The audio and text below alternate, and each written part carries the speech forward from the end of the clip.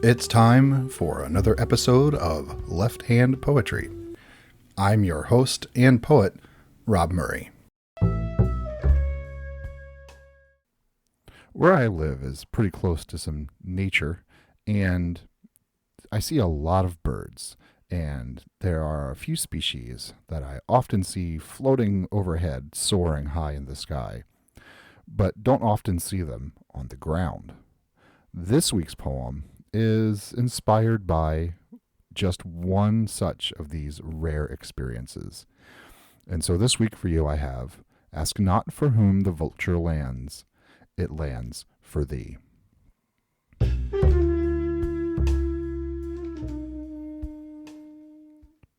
Ask not for whom the vulture lands, it lands for thee. One hazy morning, while out walking, the wife, the dog, and I were talking. Only the spouse and I were talking. The dog was just out there to pee. We happened on a large black bird.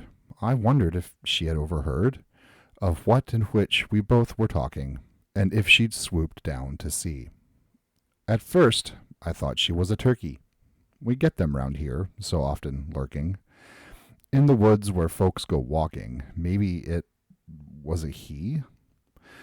And then I took a closer look and found that this bird was far too round. I took his measure, firmly marking that bird was not a wild turkey. I paid my wife this next cognition, aided by my further vision, a closer look without gawking. This was a vulture, turkey. A turkey vulture, there just sitting, eyeing roadkill, stock still sitting. Dare I say it's best at lurking against the roadbed's adjacent key. And so we left him, her, there in peace, the wife, the dog, and by default me. We left that turkey vulture to his hawking, obeyed his silent, hungry plea. Thus some truths eternal hold, be they often meek or seldom bold. See me sane, and never barking. Ask not for whom the vulture lands. It lands for thee.